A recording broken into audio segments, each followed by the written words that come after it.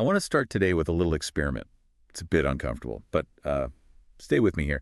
Think about the last time you felt that little spike of resentment towards someone you love, a partner, a parent, maybe a lifelong friend.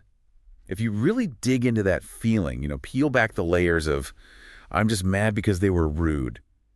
What do you find at the very bottom? Usually, if we're being brutally honest with ourselves, it's a feeling of unpaid debt. The mental ledger.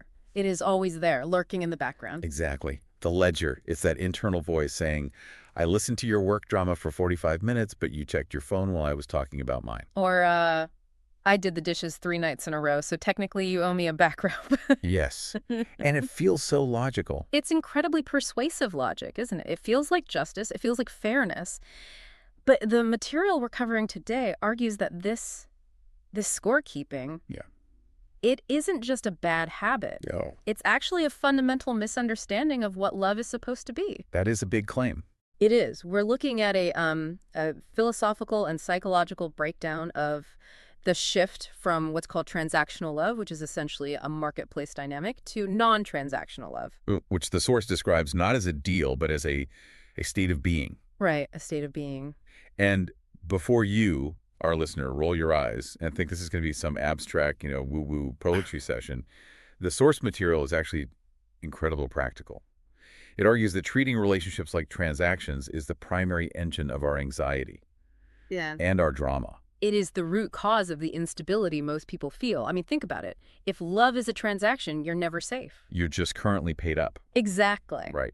So our mission today is to figure out how to shut that engine off. We're going to look at why we do this, why stopping the transaction doesn't mean becoming a doormat. That's a huge misconception we need to clear up immediately. Very important one. And how this shift actually makes love, well, inhabitable. Inhabitable is the key word there. But to understand why we aren't living there yet, we have to acknowledge where most of us actually are. Which is the marketplace. The marketplace. The ledger of love. The source material is pretty stark about this.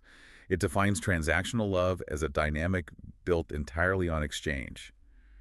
But it's not as obvious as, I'll pay you $5 for a hug. It's much subtler. Much subtler. It operates on what the source calls an internal soundtrack.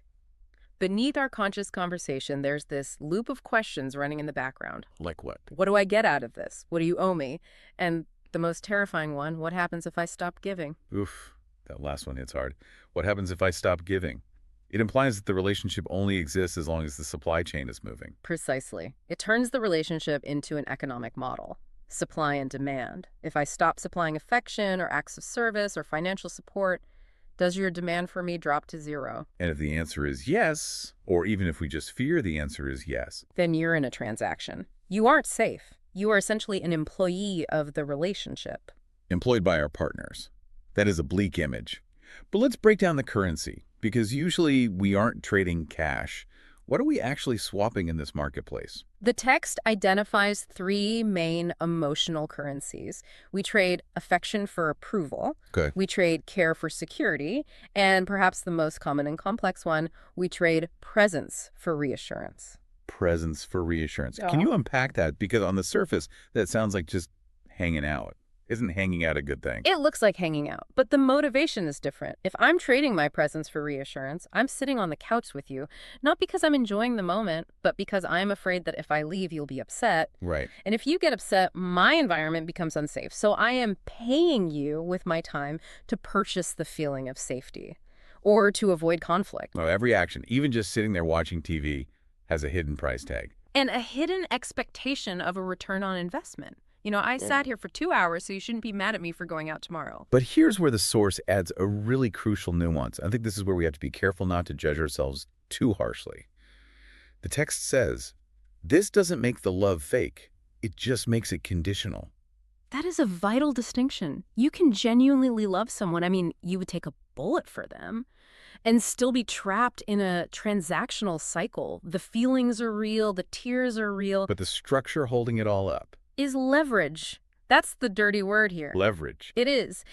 In a transactional relationship, the stability relies on the subtle threat that if the exchange becomes uneven, the connection gets severed. That is why we keep score. We aren't being petty. We are trying to survive. We're balancing the books to ensure we don't get fired. Which explains the anxiety. If you're constantly auditing your relationship, you can never really relax. You're always waiting for the other shoe to drop or for the bill to come due. So let's pivot to the alternative. The source describes non-transactional love. And I want to be clear, this isn't just unconditional love, which I think that's a term that's lost a lot of meaning. Right. Unconditional often sounds like delusional, like you just accept abuse or bad behavior. That is not what this is. This is more specific. The definition given is that non-transactional love begins when care is offered without leverage. Without leverage. That means I'm not doing X so that you will do Y. I am doing X because I'm doing X because it's in my nature to do it. The source provides this fantastic list of knots to define the territory. Yeah, I have that list here. Let's go through these because they really act as a kind of diagnostic tool. The first one, giving is not used to control. Think about how often we violate that. I cleaned the whole house today often comes with a silent rider of no, so you shouldn't complain about me playing video games tonight. That is giving used as control. You're prepaying for immunity. Or even, I bought you that expensive gift, why aren't you happier? Ouch. Yeah, you didn't buy a gift, you bought a reaction. And you're angry that the product, their reaction was defective. Okay, next one. Receiving is not used to bind. This is the flip side. If I accept a favor from you in a non-transactional dynamic, it doesn't mean I am now in your debt. I don't owe you one. I just received your kindness. That's a hard one for people. We hate feeling indebted. If someone buys us lunch, we almost immediately say, I'll get the next one. Because we are conditioned to believe that nothing is free, we want to close the loop immediately so we don't feel the weight of the debt. Here's the big one for me, though. Withdrawal is not used as punishment. This is the game changer. In transactional relationships, the silent treatment or emotional withdrawal is a fine. It's a penalty fee you pay for stepping out of line. You hurt me, so I will withdraw my love until you pay up. It's essentially sanctions, like in international politics. Exactly. I am sanctioning you until you comply. In non-transactional love, withdrawal might happen. Maybe I need space. Maybe I'm overwhelmed. Sure, or just hurt. Or just hurt and need to lick my wounds. But it isn't weaponized. It isn't a tactic to get you to change. It's just a state I'm in. It sounds beautiful, honestly. Yeah. But it also sounds almost superhuman. To operate without leverage. Sure. To give without expecting a return. It sounds nice, but how do you actually do that without burning out? You have hit on the central prerequisite. The source calls this internal sufficiency. And honestly, this is the hardest part of the entire concept. You cannot have non-transactional love without it. Internal sufficiency. It sounds a bit clinical. What does it actually look like in a human being? It means that you do not use the relationship to stabilize your own identity. If I need your love to prove to myself that I'm a good person or that I'm attractive or that I'm worthy of existing, then I must transact. I have to buy that validation from you at any cost because without it, I collapse. Because I'm empty without it. Correct. You are a bucket with a hole in it, constantly demanding the other person pour water in. But if you are internally resourced, if you know your worth in a vacuum, if you are stable on your own, then giving to you isn't a desperate attempt to fill my hole. It's just overflowing. So the difference is need versus want. I need you to love me so I can survive versus I love you because that is the state I am in. Yes. The source says love shifts from a bargain, a deal struck between two needy entities, to a state.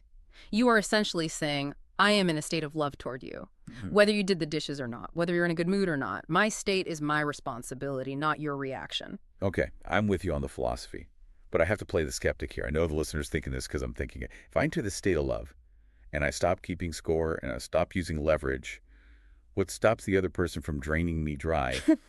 The fear is, if I stop calculating, I'm going to get ripped off. That is the #1 objection. If I don't keep the ledger, I'll become a doormat.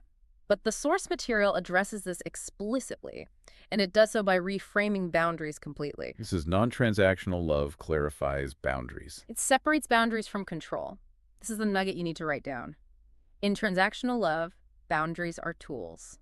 In non-transactional love, boundaries are truth. Walk us through that distinction, tools versus truth. A boundary as a tool looks like this. If you don't come home by 10, I'm locking the door. Or if you don't apologize, I'm not going to your parents' house.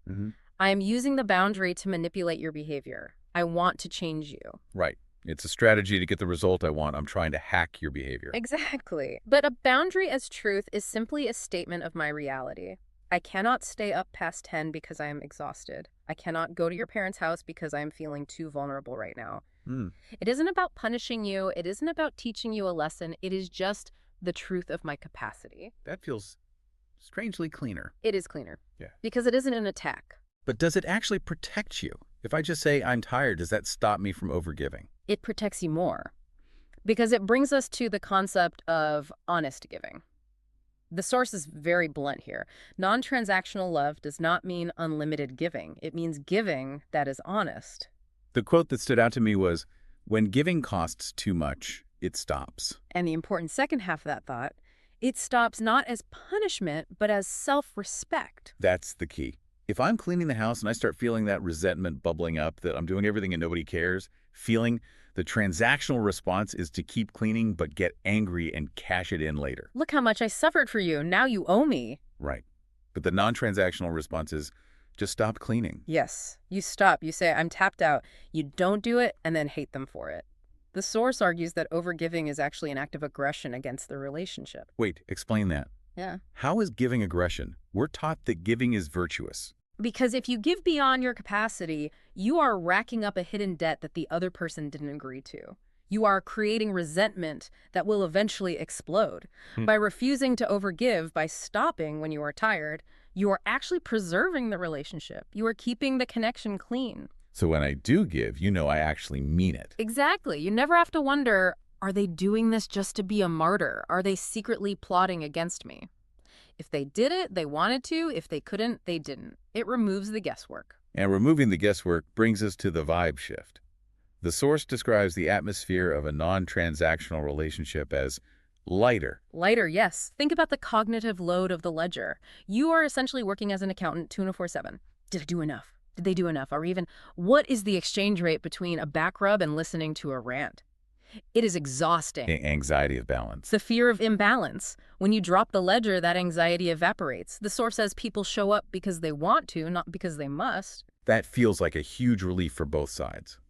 As a receiver, knowing you're here because you want to be, not because you're fulfilling a contractual obligation, that changes how the affection feels.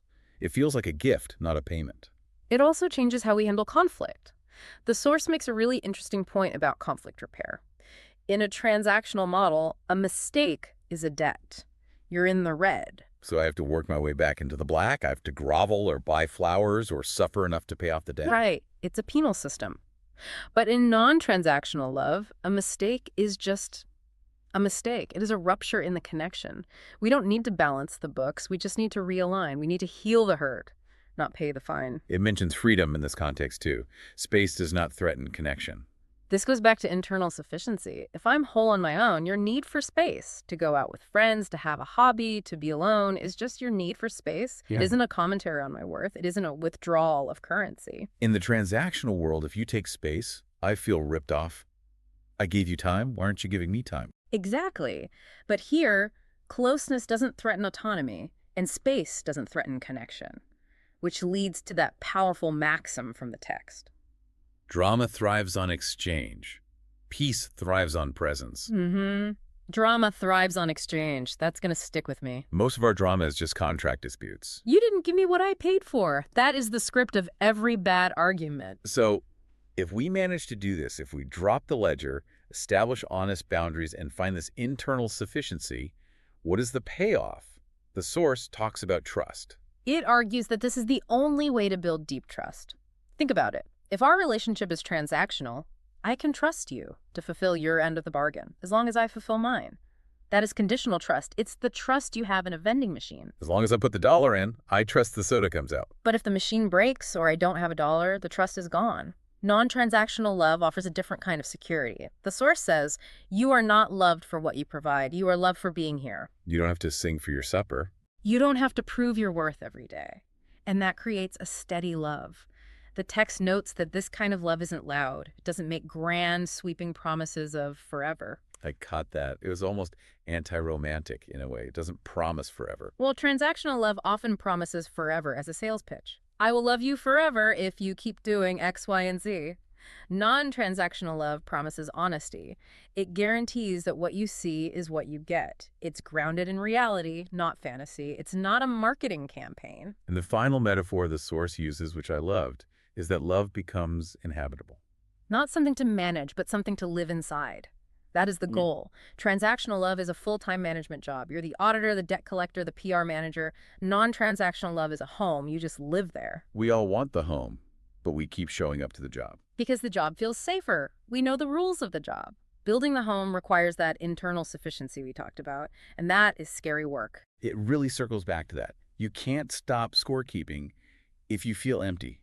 If you feel empty, you will always need to be paid. Precisely. The shift starts with the self. It isn't about fixing the relationship first.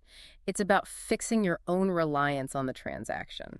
So for the listener who is nodding along but maybe feeling a bit called out, because I certainly am, what's the first step? How do we break the habit? I think the takeaway is to start noticing the audit. Just catch yourself. When you're doing the dishes and you feel that tightness in your chest, ask yourself, am I doing this as a gift or am I writing an invoice? And if you're writing an invoice, Then stop, or at least acknowledge it. I am expecting something in return here. Honesty is the solvent that dissolves the transaction. Even just admitting, I'm doing this because I want you to be nice to me later, is better than pretending it's selfless. it's about moving from I will give to get to I will give because I choose to. And realizing that if you can't give freely, it is better not to give at all than to give with a hook in it. That is a radical permission slip. It's okay to do less if doing less means loving more honestly. It changes the texture of the relationship entirely. It removes the wheat. Well, we want to leave you with a question to chew on, and this one is a bit of a provocative test to see where you're really at. We've talked a lot about providing and value. So sit with this.